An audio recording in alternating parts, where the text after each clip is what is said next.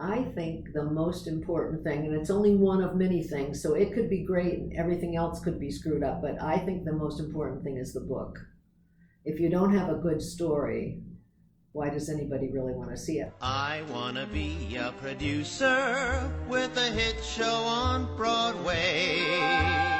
You're listening to the Producer's Perspective Podcast with your host, Tony Award winner, Ken Davenport. We can build a beautiful city. Yes, we can. Yes, we That's Hunter Parrish singing the beautiful, beautiful song, Beautiful City, from my production of Godspell, which was general managed by today's guest, Charlotte Wilcox, who also gave me one of my very, very first jobs in the business. She's one of the most powerful general managers on the planet and has the most experience, I think, of many general managers combined. So you're going to hear an incredible lesson in the business of Broadway today. We want to thank Curtain Call for sponsoring today's podcast with Charlotte. Curtain Call is the platform for all theater professionals on stage or backstage, creative or cast, producer or theater. It's free to join. All you need is an email address, then you can create your own profile. It's kind of like IMDb, so people can see who you've worked with, not just who you've worked for, so you can network very easily and you can look for a gig. What's better than that? You can view and apply for jobs directly through the platform, so go to curtaincallonline.com to sign up. That's curtaincallonline.com to sign up. They also have an incredible Instagram page with awesome photography. It's very simply at Curtain Call. That's the Instagram handle, at Curtain Call. Do check them out and let them know that the Producer's Perspective podcast sent you. And now back to Beautiful City and Hunter Parrish taking us into Charlotte's podcast. By the way, I don't think there's a better version of this tune out there. Go grab the recording. It's a good one. Lindsay Mendez, Telly Leung, and a lot more. You can give up bitter and battered, or you can slowly start to build a beautiful city. Yes, we can. Yes, we can. We can build a beautiful city, not a city of angels, but finally a city of men. Hello, everybody. Welcome back to the Producer's Perspective podcast. My name is Ken Davenport, and if you are interested in the business of Broadway, you have picked the right episode to listen to. Today, we are going to speak to, well, I believe you are the person with the most general management knowledge in the industry working today. I can't believe that's true. I'm going to say it is. I'm going to say it is. That is the voice of the incredible Charlotte Wilcox. Welcome, Charlotte. Thank you, Ken. It's a pleasure to be here. So Charlotte is a Powerhouse general manager. She's actually a recipient of a Tony Award for her excellence in the theater. How many shows have you general managed? Do you know this number? I don't really know the number, but I recently did a list of everything for some panel I'm going to be on, and it was very long. I'd say over 100. Over 100 shows. And I remember you telling me, have you done every Grease? Yes, I've done every Grease, and I've said that I have to do one more before I can retire, and I think that's coming up in a couple of years. Not retirement, Grease. Of course. Grease. It always. So you literally did the original company to every revival. On the original company, I was the production assistant. On the two revivals, I was the general manager. And that's where we met when I was the production assistant on My Fair Lady. You were the very first general manager that I worked for on that My Fair Lady revival in 1990 something. And that was the Richard Chamberlain revival. And that's right. That's right. And then, of course, you general managed My Godspell. You've done everything out there on your feet. Beautiful, of course. You've taken all over the world. It's been an incredible career, and we're going to hear all about it and all about your perspective because you have so much experience. So tell me first, if you were placing an ad in a classified newspaper today, if newspapers actually existed anymore, for a general manager, how would you describe the job? I would describe the job as knowledge of finance, knowledge of people, the ability to multitask, because really you're not producing the show, but you are sort of producing the show. You're doing everything except raising the money and the creative elements. That's all the producer 100%. After that, you're really guiding everything. The producer will say who he wants to hire, or if he doesn't know, he or she doesn't know, you will, he or she or they doesn't know, you will give them suggestions. You'll then negotiate the contracts, write the contracts. So a law degree would be very helpful. I don't have one. An accounting degree would be very helpful. I don't have one. But those are there. It's a lot of paperwork, and when you're in production, it's a lot of hands-on. I always consider myself lucky because although I'm not involved in the creative, I get to witness it, and that's pretty exciting. We're going to get to that in a bit because I'm very curious as to your creative instincts on shows. But you raised an interesting point about having a law degree and an accounting degree. But do you think that if you had one of those, it would actually hold you back? I find that general managers have to be very creative and have to sometimes draw outside those lines a little bit to get these things going. You know, that's an interesting question, and I've never considered it, but you're probably right, because I don't have those constrictions that those degrees might have given me. So I'd like it in terms of the knowledge, but not the restrictions, which I don't have. So you're right, it could be a problem. So where did you learn all this stuff? If you don't have those degrees, how did you amass all this knowledge to be able to run these shows? You know, I started 50 years ago as a secretary. There were secretaries then. And you learn by doing. And when you don't know, you ask. It's interesting. I recently had some younger managers approach me. They're going out on their own and wanting to know, how do we, know this, that, and the other thing. I said, you don't know it. If you know it, you know it. And if you don't know it, you know it. Hopefully you're smart enough to know you don't know it. And then you've got to put in the time to research. There's really nobody you can call to ask the questions to, or maybe there's a million people you can call and ask the questions to. You need to know what the questions are.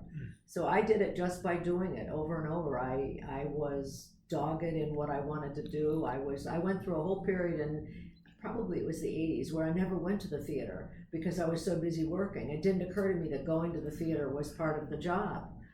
So I missed a lot of great things then, whereas now I don't. And maybe there aren't as many great things now, but it's really just doing it. I would like to take a college course, because now there are courses in theater management, which when I came through the ranks, there were not, and see what they teach and see if it has any value. I used to tell people, don't waste your time taking courses, get a job and do it.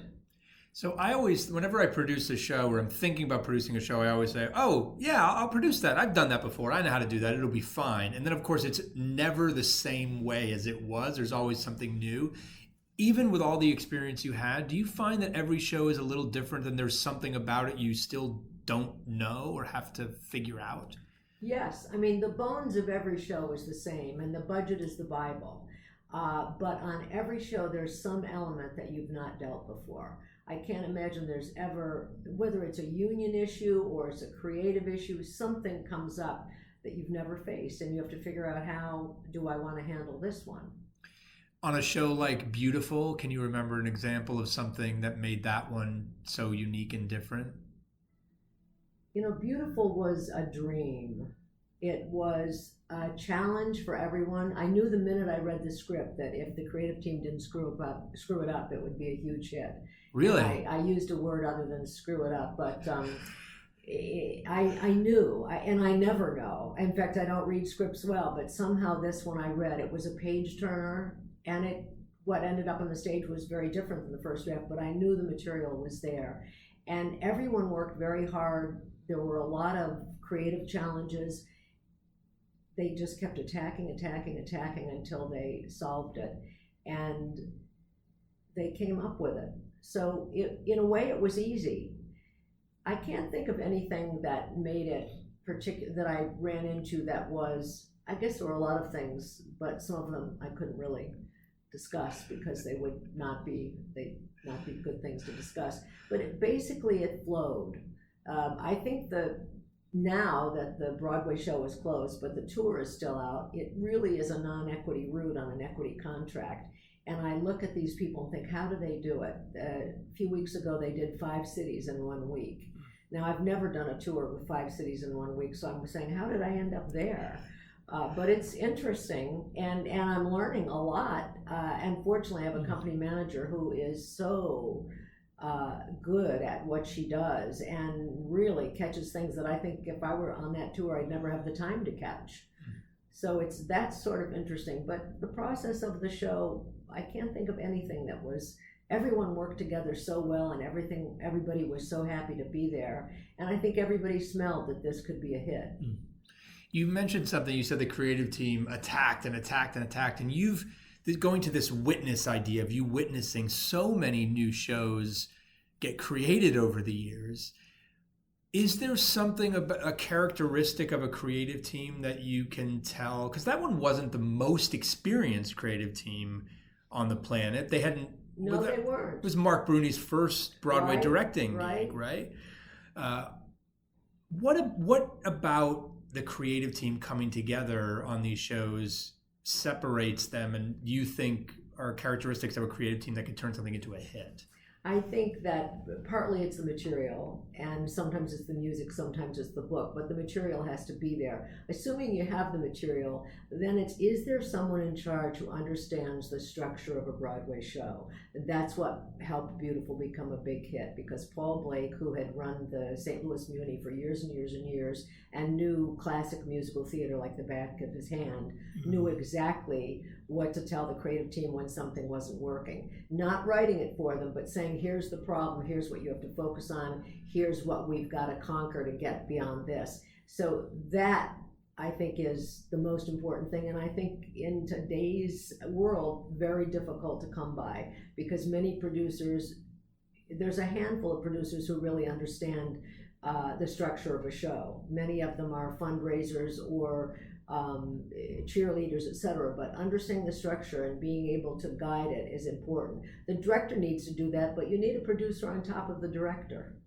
And that's, I think that's lacking in our business. That's a great point, and another reason why I have to nudge Paul to get on this podcast. We've been trying to figure out a date for a while, and Paul's a writer too, so that makes perfect sense. Yes, with exactly. him.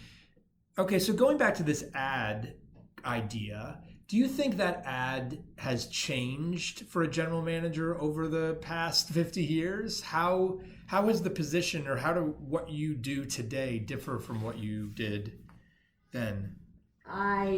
It's funny when you ask that question, the negatives are what come up in my mind, and that you had handshakes in the old days and they worked, and still they pretty much always work, but you're always feeling like there's someone in the background. If I write the contract this way, will that come back to bite me? The unions are so much more specific. It's interesting. We started many years ago, I can't even remember how many, the labor committee at the Broadway League, because there was a lack in how management communicated with the unions. And there were a lot of issues on both sides, but the producing people really felt that they were being taken advantage. They were paying union members for jobs that didn't need to be done, et cetera, et cetera. So we had a big challenge, and we worked hard. We went through 2 strikes with 2 different unions in the early days of that labor committee. And now we're at the point that when we collectively bargain, there's not a lot to talk about because we've pretty much corrected it. Mm-hmm. Yes, you could wipe it out and start all over again, which actually probably is what it needs, but we're not there just yet. But those kind of issues take up a lot more time than they used to. A lot more arguing, a lot more discussing, a lot more looking at language because it wasn't written as clearly as it was meant to be. In addition, I think there's so many more government oversights, everything from overtime to harassment, which as a manager you have to be on top of and make sure that you're complying. And sometimes you have the state and the city and their requirements are completely different. So how do you comply with that? It takes a lot of time, whereas in the old days you had none of that. Also, the financing used to be that if you have over so many investors, I don't even know what the figure is, you have to have an audit done every year.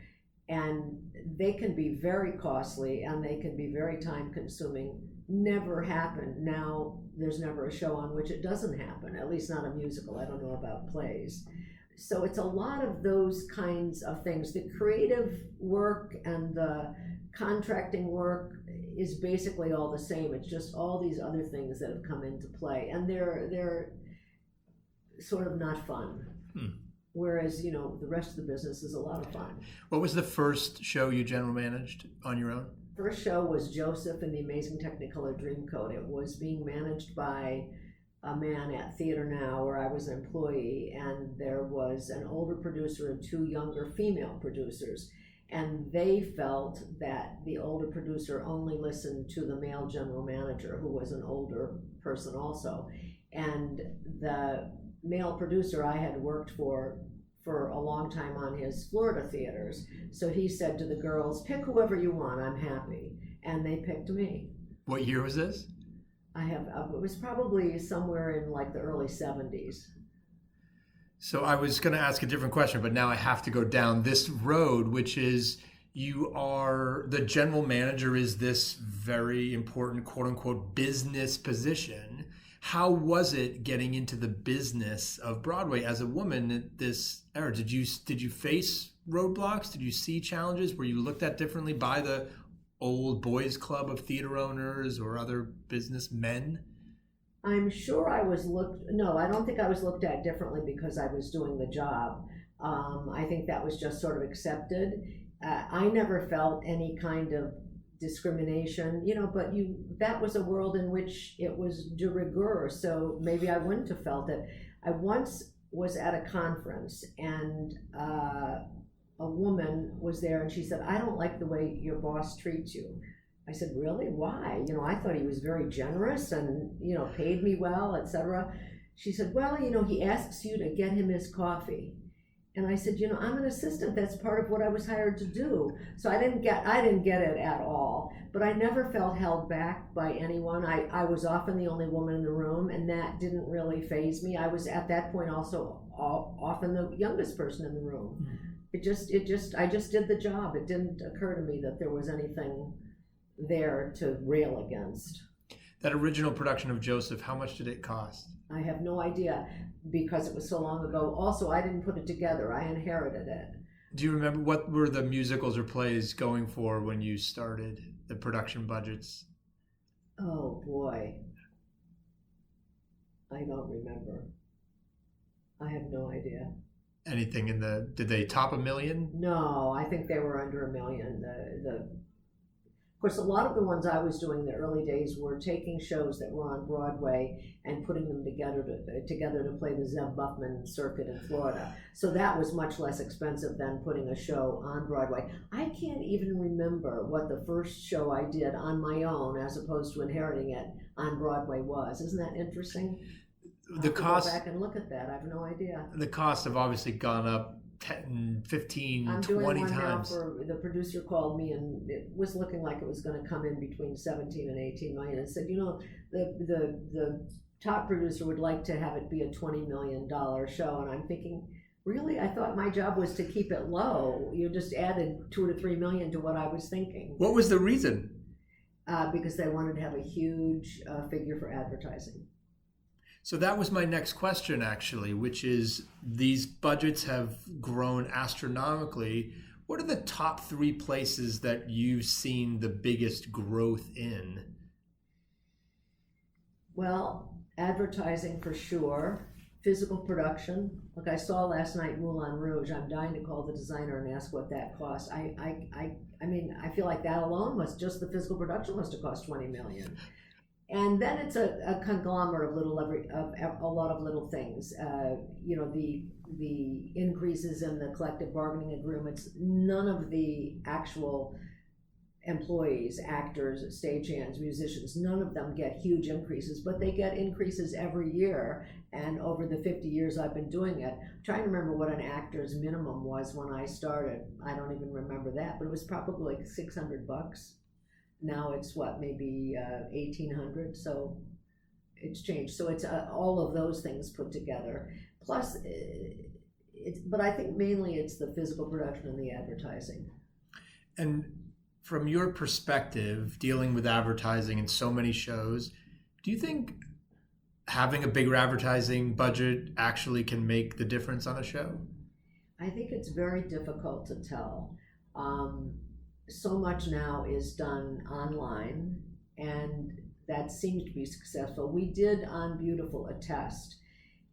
In the early days of the show, it was brought to our attention that when we had some kind of an ad on YouTube, the sales skyrocketed.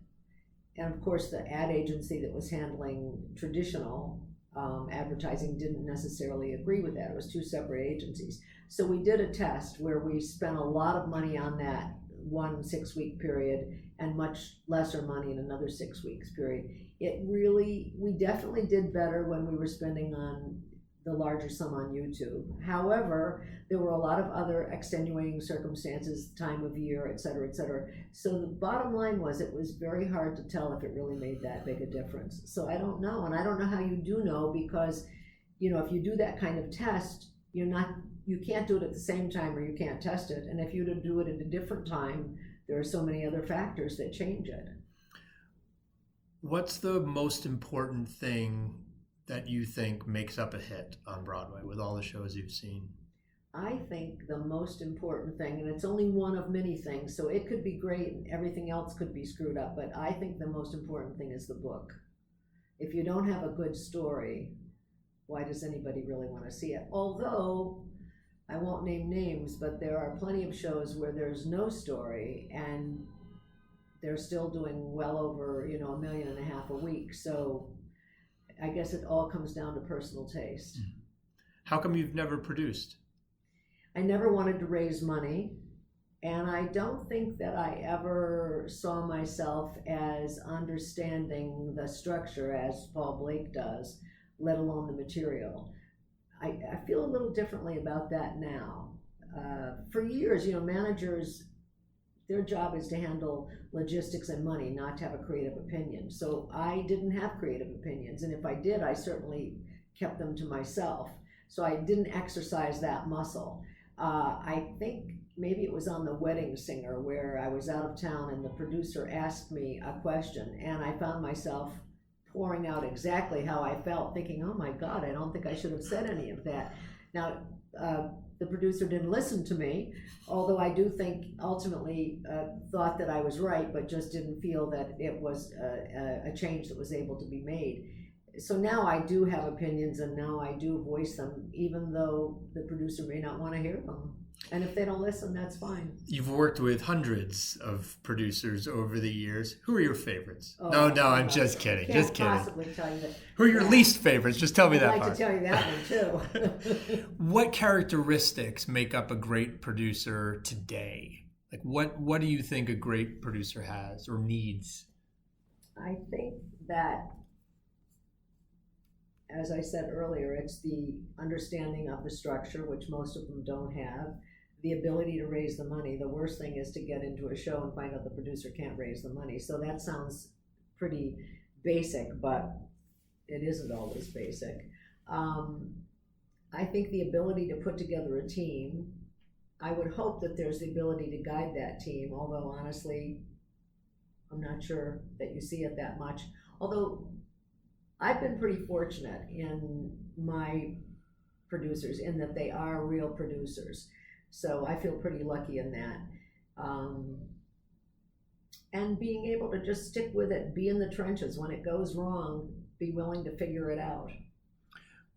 You have any crazy war stories of it going very, very wrong? And I'm sure I do, but I probably have blocked them out. I can't think of very, very many right at the moment. I'm sure I've had a million. I'm lucky I can remember the shows that I've done, Ken. I remember years ago there was a show that a company I was working for, I don't remember the name of the show, but it was being put on by a group of investors, Jews for Jesus. They had a show? Yes, I never got there. I think maybe 15 years later somebody else brought it out and it lasted 2 minutes, but that producer used to walk in with bags full of cash and you'd have to count it out and take it to the bank, and you'd never get away with that in this day and age. You have accidents that happen which aren't anticipated. I don't think I've had any serious ones. How do you stay calm through it all? That's really the trick, and I think that comes with age. I think when I was younger, I think outwardly people thought I was calm. Inwardly, I was probably a mess, but I was very good at just making it look like I was calm. And now I pretty much stay calm. You just have to breathe through it and say, okay, this too shall pass, and how are we going to get through it? And not to get personally involved, not to feel like everything is, that you did something wrong that made this situation blow up. Sometimes you do and sometimes you don't. But a lot of people just, I think that so many people in this business are perfectionists, and they want to do it perfectly. And when they don't, that can eat you up. So that just takes your energy away. You obviously have to do a lot of negotiating in your line of work. Did you learn it anywhere? How did you develop your negotiating style, which, as someone who started his career in your office, hearing you beat up so many people was quite an education myself. So where did you learn to it's do interesting it? Because I'm in the next week or so, I'm on a panel where I'm the moderator, but the subject is negotiating techniques. And I'm thinking, I have no idea how to do that panel. And I don't know how I learned it. I think, again, just by doing it, by making mistakes. However, when I first started getting into management, I was working for Norman Rothstein. And he was traveling a lot on business. And he would say to me, call this agent and say that we want to make an offer for this designer and we'll pay this and these are the dates. And, I was a good doobie and I did that. And then the agent would say, well, what about per diem? What about housing? What about transportation? What about assistance? What about this? And I'm thinking, I have no idea what he's talking about. So I would write it all down. Norman would call in and I'd say he wants to know, and I'd give him the list, and Norman would give me the answers. And I would call back and give those answers. Then they'd ask another raft of questions. So I think that's really how I learned, was by being a go-between when my boss wasn't available. I recently said to my staff, I've moved out of my large office into a small space, and I'm now in the same space as everybody else, which I'm loving, because I didn't realize that I was feeling removed, but I feel so much more involved in everything, and it's exciting again the way it hasn't been for a while. And I gave them that story of saying, this is how you learn. And then I thought, problem is that everything's done by email now, so there's nothing to hear. So it's, I don't know quite how to train the new generation. It's so funny. That's how I was thinking. That's how I learned as well. Like, I remember, Listening. yeah, and I remember a boss of mine saying, "Go ahead, make this offer to this actor," and I was like, "Okay, here's the offer. It's X dollars." And the agent said, "Well, what about dressing room?" And I was like, "I don't know. I'll get back to you." And then just having to ask the questions and figure it out. Yeah. Is the way. What do you do though when you deal? I find this the interesting part of this business, of course, is that you negotiate with a lot of people who can be very emotional. We're dealing with art. We're dealing with artists. We're dealing with, unlike lawyers for big corporations, these people are not trained and most of us are former actors, right? Right. How do you deal with people that can be very emotional, jump up and down, screaming and yelling on the phone? I can think of a few, and that is distressing and disturbing because it sort of comes at you and you hopefully can anticipate it and shove it away before it gets to you. Because if it gets to you, it can throw you off. Then I need to hang up and think about it and then figure out how to go back. But mostly just let them do their thing and then say, okay, that's how you feel now. How are we going to handle this? And often that stops them and gets them to go back to focus on the specific issue you're talking about. They rant, they rave.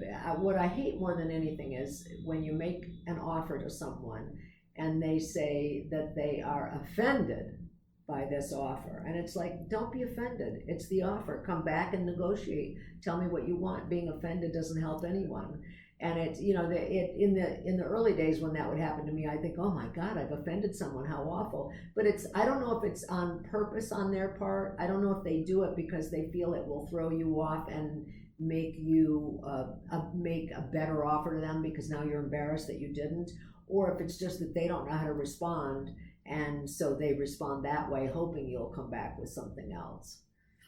And then there are agents that just, say no, which in a way I think this is sometimes helpful that it's done on email, because it's easy to say no over email. So they say no to you, you say no back, and eventually somebody moves.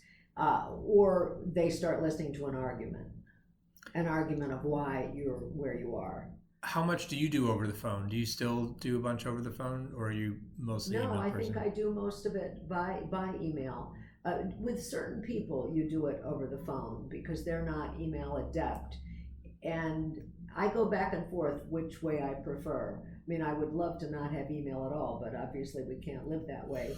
But I do feel that sometimes the email and putting it all down in writing, there is less chance for misunderstanding.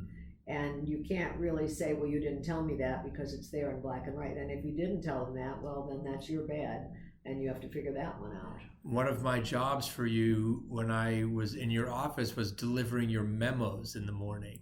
Oh, really? You used to type the memos. Was that at NAMCO? It was at NAMCO Yeah. for the Weislers, and I used to come in. You'd be like, "Here you go, Ken. Hand me a stack." Some would go to Barry Weisler and Fran Weisler and Right. Alicia, all typed up. You'd be there early in the morning. It was like the email of its time, I guess. Yeah, I guess it was the email of the time. And I learned a ton just by By reading all and, that. I find with the younger generation that there's still plenty of things they could read and learn from, but they don't. And it's not that they're lazy. I don't know why they don't realize there's an opportunity there. They'll do anything you ask them, and cheerfully, but they don't put it together and say, oh, I could go an extra step and learn more here. If you were starting today, what would you do differently than when you started? As a general manager? Yeah, because getting into the business.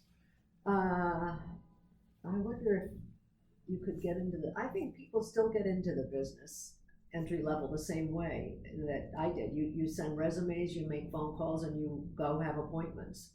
Now it's more about getting internships, but in a way that's sort of still the same thing. They didn't have internships in those days, but it was really sort of pounding the pavement. Today it might be the electronic pavement, but it's just trying to get your foot in the door the first time. And once you get it in the first time, if you're at all good, the rest is history, because somebody will see a name that they recognize and say, oh, I'll call that person. What do you think is the most common mistake that producers make on shows? Oh my God, you have a few hours. Yes, we do. We have as much time as you want. What is the mistake they make?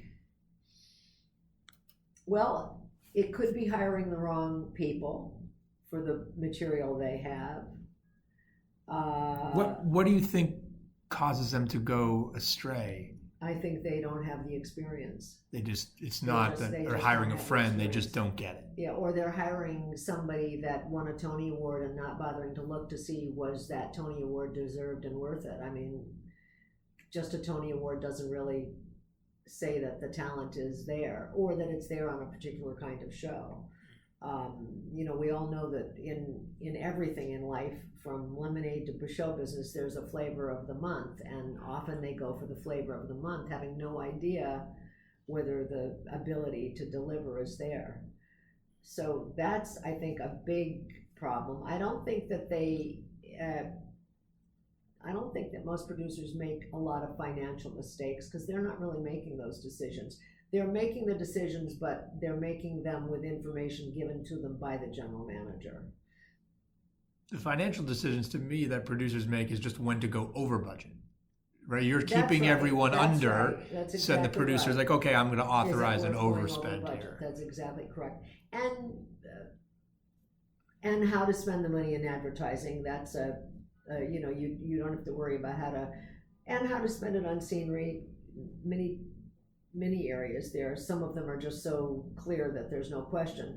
And I don't usually bother a producer with those, but I'm very used to giving them information and letting them make the decision.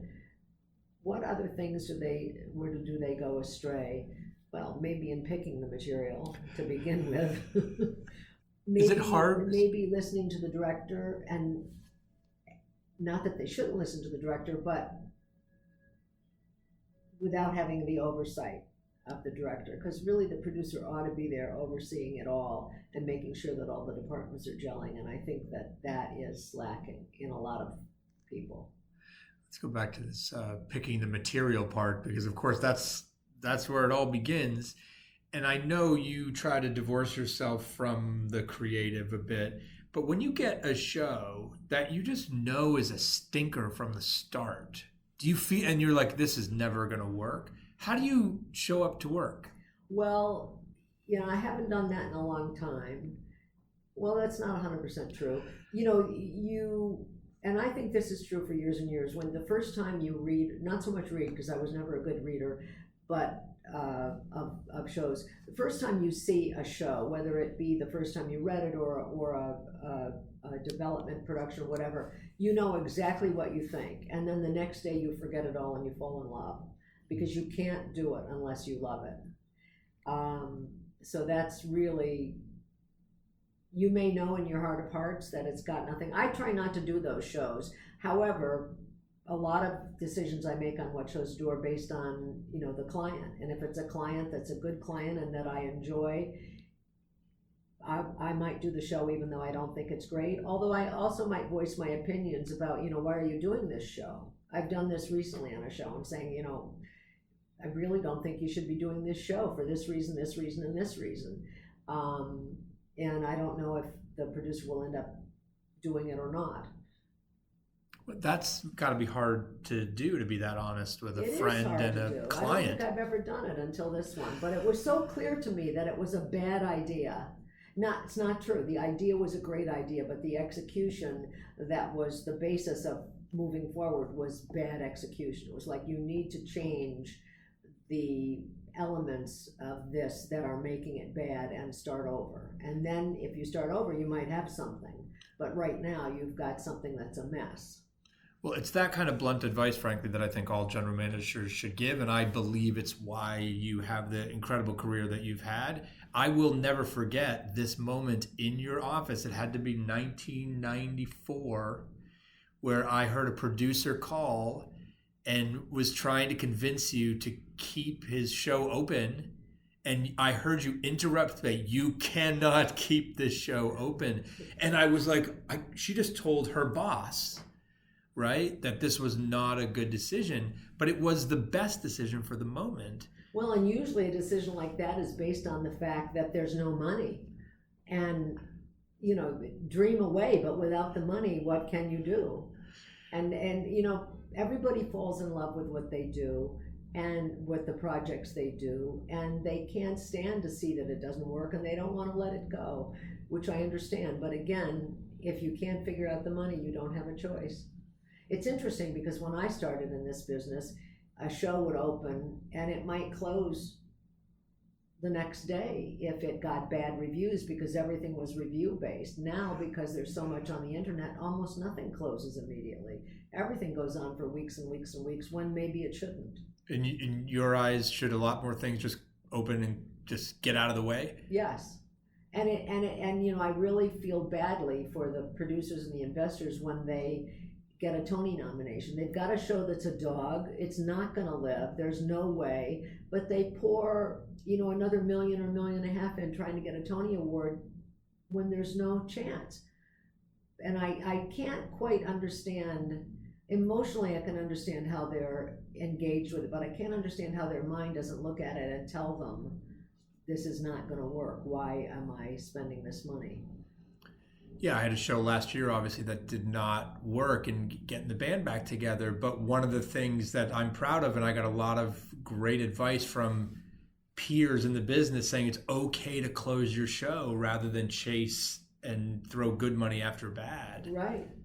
But it's a hard decision to make when it's art and business at the same time. Well, and you're taking away jobs of hundreds of people, and it's very tough. But you don't want to be in a position where they kept the job but you couldn't pay them. Any advice you got when you were coming up and starting out in the business that you still use today? Well, when I first was opening my own general management office, a noted general manager said, pay your own bills. was like, really? Pay your own bills? I mean, I had worked for a company where other people did, and I've done that, and I still do that. And I don't necessarily like doing it, and it takes a lot of time, but I know where the money's going, and I know what's coming in. Whereas if you're not paying attention, maybe you don't. Just the same way as when you do a show, you gotta constantly say, where I am my budget to actual, budget to actual. So you pay your own phone bill? Yeah, I pay everything, the rent, the phone bill, the, quench water, and you name it, I pay them all. I love it. So you general manage your own general management company. Yeah, that's right, exactly. And that's, I tell you, that's the part that is no fun anymore, is running a small business. And you must feel the same way. It's running a small business is not fun. I want to do shows, but I chose many years ago to not go to work for a large corporation, but to do it on my own. So I look and I say, what was I thinking? I have no idea, but it's been a good run, so that's okay. I'm trying to think what other advice, going back to the negotiating, I think what's so important in the negotiating is listening to the other side and trying to determine what it is they're after, and leveling with them and saying, okay, I see where you're coming from, but here's my budget, I don't have it. And really making every point on a personal level as opposed to just a yes or a no, and giving a reason for why you're there, and listening if they have a good reason. It takes a lot of time, but it's what's needed. It's such great advice, because one of the the first biggest negotiations I did, I just kept saying no, and it went nowhere. Right. Because I was just saying no for no's sake, because I thought that's what we did. Right. And it really just isn't. And so then how did you come around to figure out a new way? I got slapped around. The person I was negotiating with went to his supervisor, who went to my supervisor. So then mine came to me and said, let me help you get to a solution here. Which is great. And explain, first of all, and I didn't back off a lot of my positions. But you were able to justify them. Here's why you're saying no, and here's why, and here's where you can give something in order to get something. Right, absolutely. And I think I've done a lot of collective bargaining over the years, and watching that, which is usually run by the lawyers. But the first time I did it was children's theater, and Barry Weissler was the bargainer for the children's theater group. And sitting in that negotiation, I think I learned an awful lot about unions and about negotiating back and forth.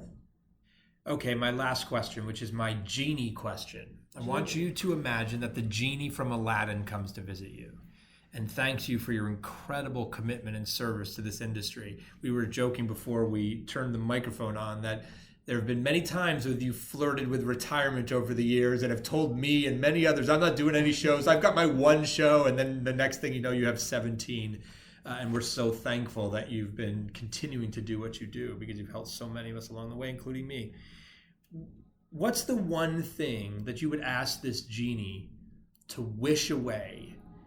The thing that drives you the craziest about Broadway in this business, gets you angry, you're calm now, but what really gets you going that you'd ask this genie, just please get rid of this and this business would be so much easier to deal with? Oh, there are so many things. So many things. I guess maybe I would say get rid of representatives of all kinds of creative people who really don't know what they're doing, and just ask, for outrageous things, which to me just says they don't understand the economics of the business at all, and they're just doing what you did when you said no, and that's such a waste of time. And I think I would say maybe we should build a few more theaters, although I guess it was in the 70s or the 80s when the English shows came over, and prior to that, you could have had any theater on Broadway by making a phone call. But now I hate seeing producers put together shows and they can't go anywhere because they have to wait 2 or 3 years for a theater. It's very difficult. So there it would be not what I'd wish away, I'd wish what they would do. What else would I wish away? I guess, if you could wish away a lot of the things that get in the way of the creative process, which I guess it's my job to keep those things away from the creative team, and I try to do that, but sometimes it's challenging. So what gets in the way, stupid union rules. We're rid of a lot of them now, but I really have to pay somebody to pull a curtain when there is no curtain, and I have to spend hours arguing about that. I mean, it's like a no-brainer, but it wasn't a no-brainer when there was such a rule. And there's a lot of things like that in our industry. So I guess I would just maybe have everybody be a little more reasonable, a little more aware, and maybe a little more knowledgeable about what they're really doing. It all comes back to this feeling of we're all in this just trying to create a show. And if we could just focus on that. And so often that's not the case when you're negotiating certain things. It's like they forget there's a show. Well, thank you for that. Thank you for doing this. We've waited a long time to hear your words of wisdom, and it was well worth the wait. Thank you, all of you, for listening. This is Ken Davenport with the Producers Perspective Podcast. We'll see you next time. Thanks again to Charlotte Wilcox for sitting down with me today to record this podcast. Don't forget, the Super Conference is so close. November 16th and 17th. Joe Iconis and Heidi Schreck are hard at work right now on their keynotes to educate, inspire, and motivate you to get your careers, your shows off the ground. Bart Scher on a panel, Mo Brady on a panel, Charlotte Wilcox, Dori Berenstein, and tons more. If you're enjoying this new season of podcast, review us on the Apple Podcast Network. Helps other theater makers and theater fans like you enjoy these conversations and hopefully be inspired by them. To find more of me, you can follow me on Instagram. It's at Ken Davenport Bway, or check out my blog at theproducersperspective.com. And now, one of my most favorite things that we do, we break a new songwriter right here on the podcast. This week's hashtag songwriter of the week is Max Vernon. Today we're playing Max's song, Some Kind of Paradise. If you like what you hear and want to learn more, check Max out on Instagram at Fraulein Sally Bowles. At Fraulein Sally Bowles, actually. Fraulein Sally Bowles took me a few times. Very interesting Instagram handle, Max. Or maxvernon.com. That's probably easier to get to. maxvernon.com. Go to the website, share the tunes. Let's break some new songwriters out there. We will see you next week with a brand new episode. No golden throne, the ecstasy's just temporary, but it's all right.